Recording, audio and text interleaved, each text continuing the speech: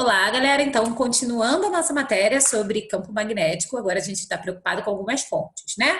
Como eu falei para vocês no vídeo anterior, eu tenho que saber a regra da mão direita, porque campo magnético é uma grandeza vetorial.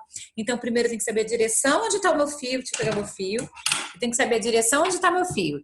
Ah, Analise, ele está em qual direção? Ó, ele está aqui agora na horizontal. Meu fio pode estar na vertical. Aí eu tenho que saber qual é o sentido da corrente. A corrente está para cima, dedão segue a corrente.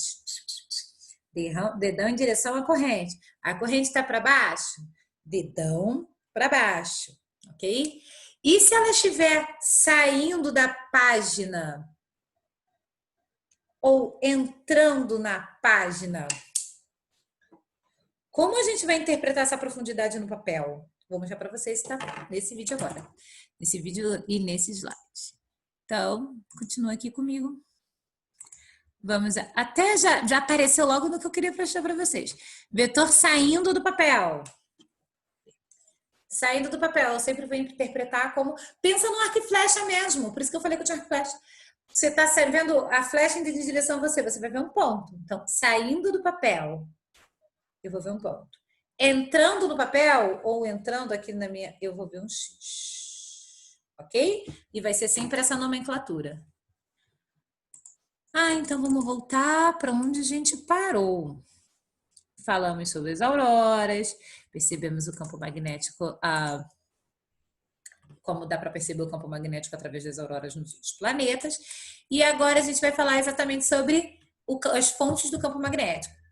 Vamos começar a falar sobre o fio, porque é o que a gente já estava dando de exemplo. Fio retilíneo longo.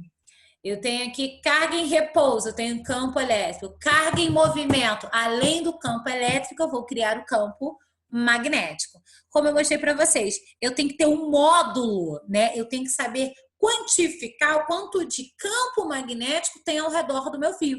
Olha aqui o exemplo, ótimo, maravilhoso, do fio aqui na nossa telinha. E repare que ele está sempre de maneira circular, que o campo ele vai se formar através do fio de maneira circular. Vê se não faz sentido.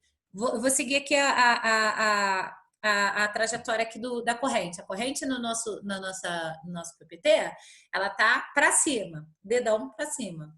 E o campo, Ana Lídia? Aqui o campo, ó. Aqui o campo, ó.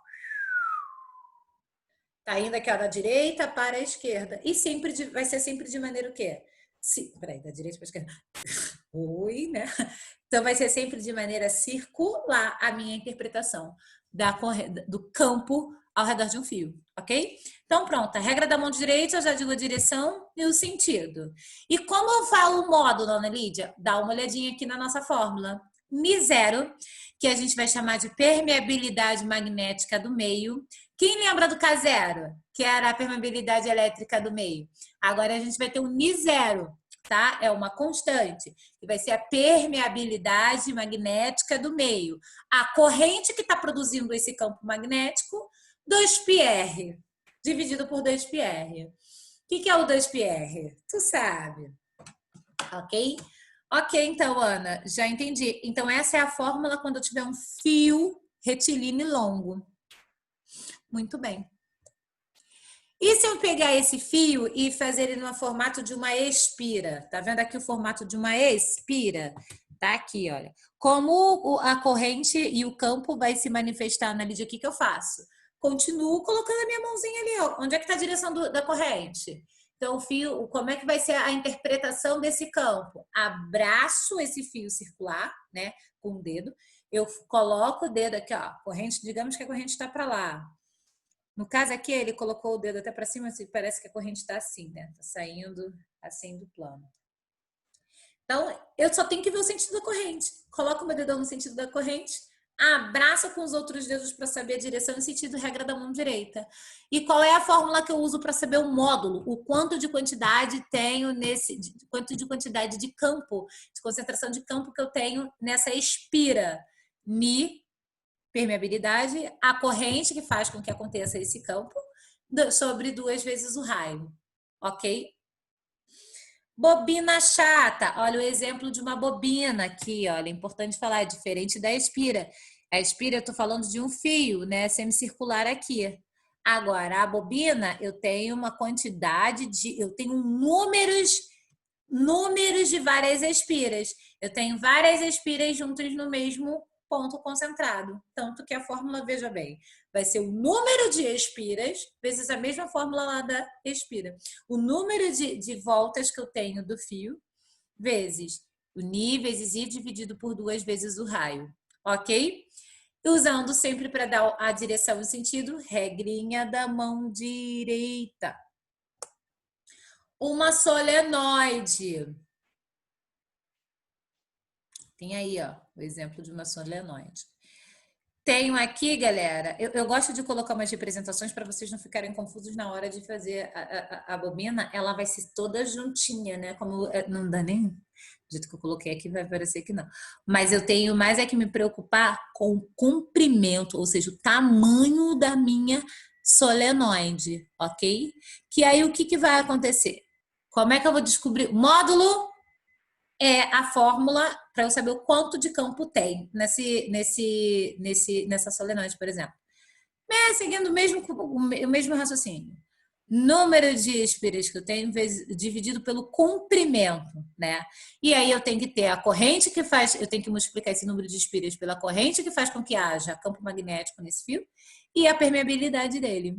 Ou seja, as fórmulas são bem parecidas, eu só tenho que saber se eu estou falando de uma solenoide, eu só tenho que saber se eu estou falando de uma espira, ou se a questão está falando de um fio. E aí eu interpreto como vai ser o campo ao redor dele. Como? Regrinha da mão direita. Coloco o meu dedão na direção da corrente, eu tenho que saber a direção da corrente. E aí eu vejo como vai ser a projeção dessa corrente, por exemplo. Vai estar saindo, vai estar entrando, dessa corrente não, desse campo ao redor do fio, tá? Então, galera, a gente tem que sempre usar a regrinha da mão direita. Show de bola. E a força... Calma aí, Ana Lídia. Então, tá aqui onde a gente usa sempre a solenoide. Uns exemplos aí bacanas para a gente dar uma orientada. Tá aí, eu coloquei para vocês. Por que eu precisei dessa flecha? Porque é como se fosse uma flecha mesmo. Tá saindo, eu vou ver um ponto. Tá entrando, eu vou ver um X.